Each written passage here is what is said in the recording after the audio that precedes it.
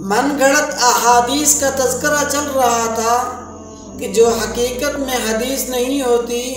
लोगों के सामने हदीस बनाकर उसकी निस्बत रसूलुल्लाह की तरफ की जाती है। जैसे आम तौर पर कहा जाता है कि बेनमाजी की नहूसत 40 घरों तक जाती है,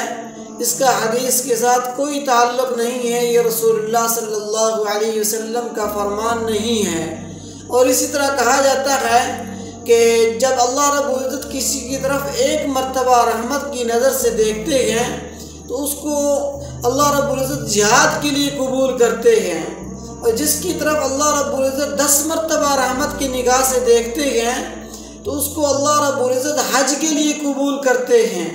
और जिसकी तरफ अल्लाह रब्बुल इज़्ज़त 70 मर्तबा रहमत की निगाह से देखते हैं उसे अल्लाह के रास्ते के अंदर निकाल दिया जाता है। कहीं से भी इसका सबूत नहीं मिलता,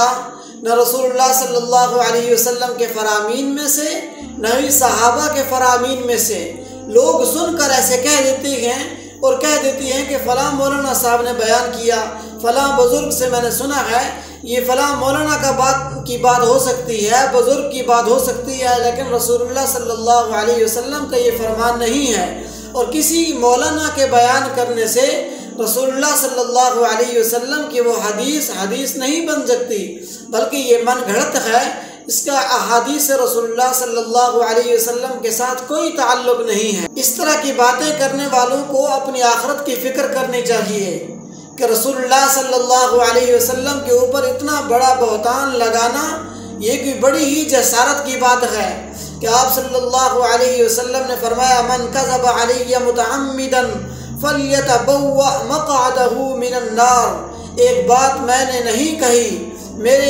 मेरी तरफ उस बात की निस्बत कर दी जाती है तो उस शख्स को चाहिए कि वह अपना ठिकाना जहन्नम में बना ले। तो जो भी बात करनी है वो तहकीक के साथ की जाए, दलाइल के साथ की जाए, उलमा से पूछ कर की जाए, तो फिर हमारे लिए इसके अंदर कामयाबी होगी, दुनिया में भी और आखिरत के अंदर भी।